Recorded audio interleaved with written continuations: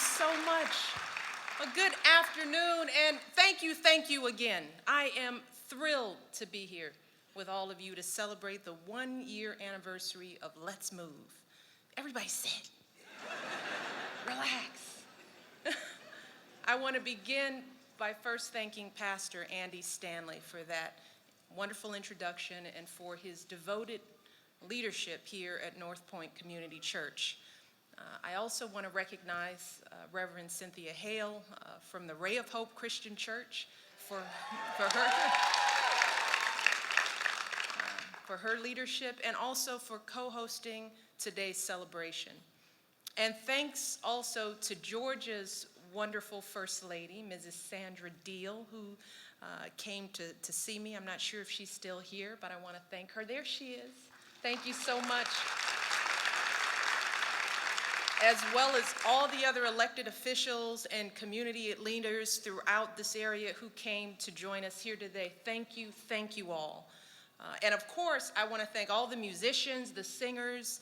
I heard a little bit of, this was a nice event going on here. Everyone who graced us with their talent this afternoon. Let's give them all a round of applause. Thank you all, thank you so much. Now, we're not just here today to celebrate the first anniversary of a campaign to solve the problem of childhood obesity in a generation. We're here to celebrate a new conversation in this country about the health and well-being of our children. It's a conversation about what our kids eat, how they move, about how they feel, and more importantly, how they feel about themselves. And it's about what that all means, not just for their physical and emotional health, but for their success in school and in life. And over this past year, we have seen the first signs of a fundamental shift in how we live and how we eat. We've seen changes at every level of our society, from classrooms to boardrooms and yes, to the halls of Congress. And there's a reason I wanted to hold this celebration here at North Point Community Church. Yes, there's a reason I wanted to talk with all of you, parents from all different backgrounds with kids of all different ages. And that's because these changes are happening for one simple reason, because you asked for them. You see, that's really what Let's Move is all about. That's how this all got started, by listening to parents like all of you, by working to meet your needs, by working to fulfill your hopes and dreams for your kids. You see, you asked for more fresh, nutritious food in your communities. So that's why we're working to bring more grocery stores into underserved areas. You wanted healthier, more affordable options on those grocery store shelves. So food manufacturers have made a healthy weight commitment, pledging to cut 1.5 trillion calories a year from their products. And Walmart has promised to sell products with less sugar, salt, and trans fat, and to reduce the prices on healthy items like fresh fruits and vegetables. You asked for more information about the food you buy for your kids. And today we're seeing better, clearer labels already on beverage cans and many other products in the grocery stores. You asked for better food in your kids' schools, the kind of balanced meals that you're trying to provide for your kids at home. So we're putting salad bars in 6,000 schools across the country. Congress passed the Healthy Hunger-Free Kids Act. Now, this is historic legislation that will provide healthier school meals to millions of our American children. And more than 2,000 professional chefs have signed up to help local schools develop healthier menus. You asked for better role models for your kids. So we recruited professional athletes from all over the place to encourage kids to stay active. You asked for healthier communities that can sustain healthy families. So through Let's Move Cities and Towns, this is an initiative where 500 mayors have committed to tackling obesity in their community. They're building bike paths and planting gardens. They're starting youth sports leagues and so much more. You ask for practical, affordable, real-life advice to keep your kids healthy. So we launch the public service campaigns that you've seen and our website, letsmove.gov, with helpful tips on exercise and nutrition. The American Academy of Pediatrics is now urging doctors not just to screen our kids for obesity, but to actually write prescriptions for exercise and healthy eating. And under the Affordable Care Act, which is the health law that Congress passed last year, these screenings will be fully covered by insurance, so you won't have to pay anything out of pocket. And guess what? All of this happened in just 1 year. Just 1 year. So, if we can do all of this in the first year, well, look, just imagine what we will achieve next year and the year after that. Just imagine. So we're making real progress here. We're gaining momentum. But as far as we've come, when nearly 1 in 3 kids in this country is still overweight and obese, then we still have a long way to go. And for parents like all of us, this isn't just a public health threat. This is not just some abstract issue that we read about in the paper. This is personal. You know, this stuff is emotional. This is the kind of thing that keeps us lying awake at night. Because all of us desperately want to keep our kids healthy. But we often just don't know how. Unfortunately, kids don't come with instruction manuals. Wish they did. Sasha needs a big one. And while we get plenty of advice to make sure our kids eat well and stay active, what does that really mean?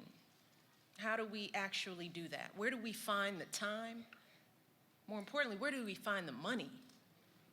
See, the irony is that with all of our advances in technology, with all the experts and advice givers out there, it has actually become harder, not easier, to raise healthy kids in this country. I mean, think about it for a minute. Think about back when all of us old folks were growing up. I don't know how many kids are here, but folks who are my age and older. Remember back then, our TVs had only a few channels. And when those Saturday morning cartoons were finished, TV was done. That was it for the day. Once American Bandstand, Soul Train was over, you headed outside to play. And you better not come home until dinner. Back then, we ate meals around the table as a family. And that was pretty much the only time you ate was at mealtime. I didn't know a single child in my neighborhood who was allowed to eat what they wanted whenever they wanted. If you wanted a snack, you had to ask permission. And whatever you got was limited. In those days, fast food was a special treat. Yeah, my brother and I, we got pizza a few times a year when our report cards came out. That was the treat for getting good grades. No one in my family believed in eating out, especially not my grandmother. I will never forget the time when my brother and I begged her to get takeout burgers and fries for lunch. Remember this clearly. And we were shocked when she finally agreed. And as we sat excitedly waiting for our burgers, and this is true, my grandmother opened up a can of peas and to our horror, promptly served up 2 scoops. See, because my grandma failed to grasp one of the key principles of takeout for kids. That was no vegetables, Grandma, none. But fast food or not, my grandma believed in feeding her family a balanced meal at every meal. See, back then our society was structured so that healthy eating and exercise were natural parts of kids' lives. I mean, we didn't have to think about it. That was just the way it was. But today, it's the exact opposite. Instead of just a few hours of cartoons on weekends, there are entire networks devoted to children's programming. Instead of kickball and jump rope, kids sit motionless, unblinking, for hours, clicking and typing and texting away.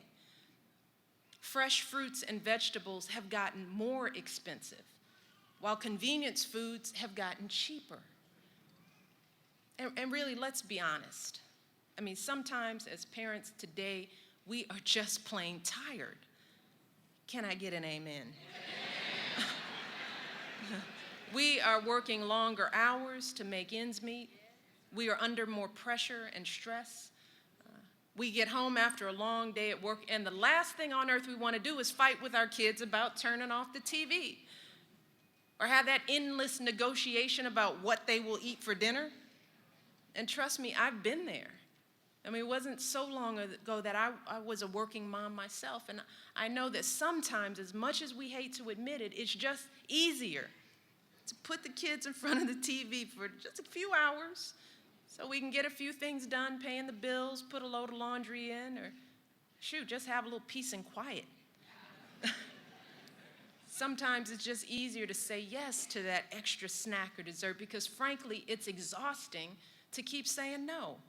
It's exhausting to plead our kids to eat just one more bite of vegetables. It's exhausting to put all that effort in making a home-cooked meal when you know all they really want to do is go through the drive-thru. The truth is that today we have more choices than ever before about how we live and eat, but so many of those choices simply aren't good for our kids. So little by little, and sometimes without us even noticing, those choices have started to add up. And the consequences go far beyond our kids' health. And for example, believe it or not, right now, today, nearly 27% of 17 to 24-year-olds are too overweight to serve in our military. I recently visited Fort Jackson down in South Carolina. It's the largest facility in the country for training Army recruits. And the general there told me that the recruits that they're seeing today are the kids who were born back when public schools across the country started cutting physical education and sports. So what he's seeing is that after years of inactivity and poor nutrition, these recruits are overweight, they're out of shape, and they're far more likely to injure themselves in basic training. And as a result, the Army is spending millions of dollars a year in medical and dental costs just to get trainees combat ready. So it is now clear that the choices we've made aren't just endangering our kids' future, they're endangering our country's future as well. Now, of course, parents are not the only ones who influence a child's life. We know that kids are like little sponges. They soak up everything, regardless of where it comes from. They want the gadget they saw at the friend's house, the sugary snack they see on TV. So we know that if we truly want to solve this issue of childhood obesity, parents cannot shoulder this burden alone, nor should we have to. But at the same time, we know that ultimately, we are the ones responsible for what our kids eat. We're responsible for how much time they spend on the couch with that remote control. And while we may not always feel like it, when it comes to our kids' health and well-being, we're the ones in charge. And every day, I hear from moms and dads across the country who are stepping up. They're taking control. They're finding creative solutions that work for their families. They're walking places instead of driving. Like my grandma, they're making sure there's vegetable on the plate no matter what's for dinner. They're changing their own habits because they know that they can't sit on the couch eating French fries while telling their kids to run around the block and eat broccoli. And they're trying to make healthy eating fun. Patty Howell, mom from Los Angeles, she shared an idea on the Let's Move Facebook page. She wrote that she and her daughters read the nutrition facts panels on the foods they buy. And as she put it, and this is her quote, "It's a fun family project that's a great conversation starter and gives us a lot more to talk about." But parents aren't just having an impact on their own families. They're demanding more from their children's schools and communities. Aaron Marks, he's a father from Decatur, Georgia. He wasn't happy when he found out that his 4-year-old was eating pizza for breakfast at school and donuts and cookies for snacks. So he talked to the school administrators, he joined the school's nutrition committee, and he helped raise money to plant a garden at his son's school. And as he put it, you just can't take no for an answer. You have to be tenacious. So,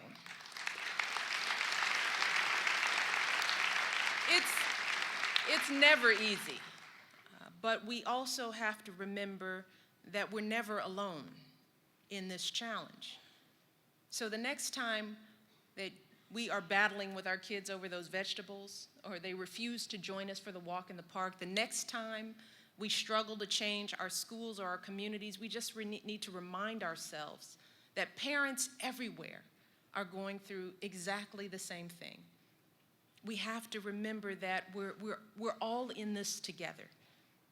So we need to help each other. We need to support each other. We need to share good ideas. We need to cheer each other on in this challenge. We need to get more parents involved in this cause, because that's really how Let's Move works. I mean, the truth is that executives at Walmart didn't wake up one morning and decide to promote healthier products just for fun. Folks in Congress didn't write the most sweeping child nutrition legislation in decades because they had extra time on their hands. They did this because folks like us stood up and asked for these changes. They did it because we started reading those labels. We started buying the healthier products. So if there's one message that I want to send to parents today, it's this. We have a voice. I mean, we have a voice. And when we come together and use that voice, we can change things. We can change the way companies do business. We can change the way Congress makes laws. We can transform our schools and our neighborhoods and our cities. And today, I want to urge everyone just to keep using that voice. Keep standing up. Keep demanding something better for our kids, and not just as parents. And this is an important point, because we're not just moms and dads. We're Little League coaches and Girl Scout leaders. We're parishioners, we're PTA members, we're educators and small business owners. And we need to bring our perspective as parents to every single one of those roles. We need to change things not just from the outside, but from the inside as well. We need to ask ourselves, what can I do through my workplace, my place of worship, my organization, to help kids in my community lead healthier lives? That might be something as simple as getting your office to sponsor a local youth sports league.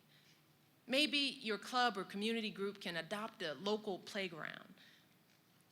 How about getting your church or your place of worship involved, right?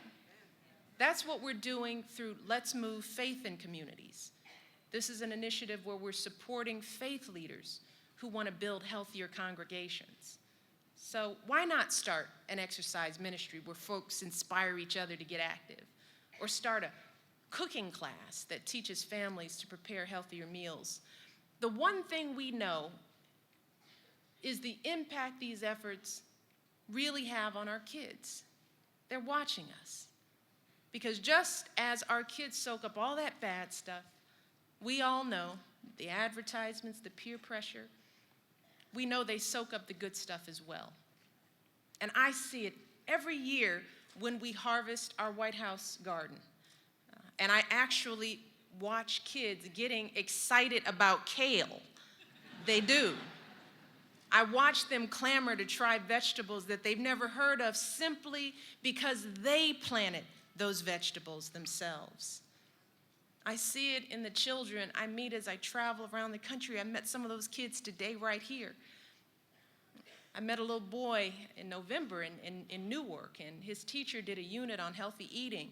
And that afternoon, he told me after that he went straight home and he insisted that his mother bake rather than fry the fish that she was cooking. Oh boy, he's gonna make a change. I see it in the letters that I get from young people who proudly tell me what they're doing to eat better and stay active. One little girl told me that after watching a public service announcement on Let's Move on TV, she and her friend put down the junk food and decided to go for a bike ride instead. See, now that's something. See, when our kids get engaged like that, you don't let that go. When they start taking the initiative and they start changing their habits, you don't let that go. Because that won't just affect their generation. Another mom, Shamika Hamlin Palmer, from Jackson, Mississippi, I think she put it best. She said, "I want my son to have a long and healthy life. Therefore, I need to teach him healthy ways of living. And he'll be able to teach his kids the same thing." So make no mistake about it. We're not just doing this for our kids today. We're doing this for our grandchildren and for their children. But truly, that's what we've always done in this country. See, that's who we are. We're the folks who struggle and sacrifice to leave something better for our kids. We've worked to give our kids opportunities that we have never dreamed of for ourselves. That's what we do in America. And ultimately, that's what we're aiming to do with Let's Move. That's what this momentum we're seeing across the country is really about. Folks stepping up for our kids. And today, 1 year later, Let's Move is far more than just a campaign. It's so much more than just a slogan.